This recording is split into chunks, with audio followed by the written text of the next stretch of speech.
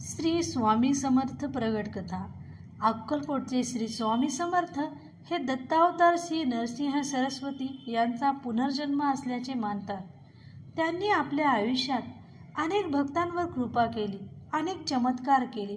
नदीचं मूळ आणि साधूचं कुळ विचारू नये असे म्हणतात।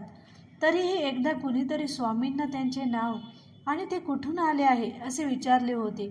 तेव्हा त्यांनी मी नरसिंह भान श्री शैलम जवळच्या कर्दळी वनातून आलो असल्याचे सांगितले। त्यांची प्रगट होण्याची कथा अशी आहे, श्री शैलमला महादेवाचे ज्योतिर्लिंग आहे।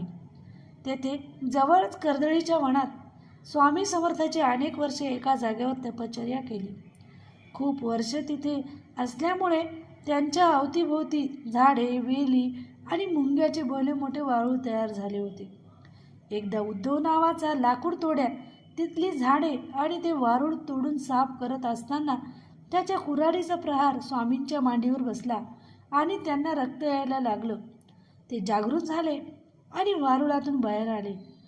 अशा तपस्वी माणसाला आपल्याकडून कुऱ्हाड लागल्यामुळे तो लाकूड तोड्या घाबरला आणि क्षमायाचना करायला लागला।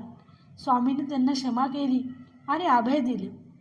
आता या निमित्ताने जागृत झाल्यावर स्वामींनी आपली तपश्चर्या संपन्न करून पुन्हा लोकांमध्ये जाऊन भक्तांवर कृपा करण्याचे ठरवले।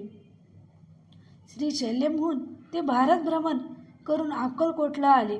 तेथे त्यांचे दीर्घकाळ वास्तव्य होते।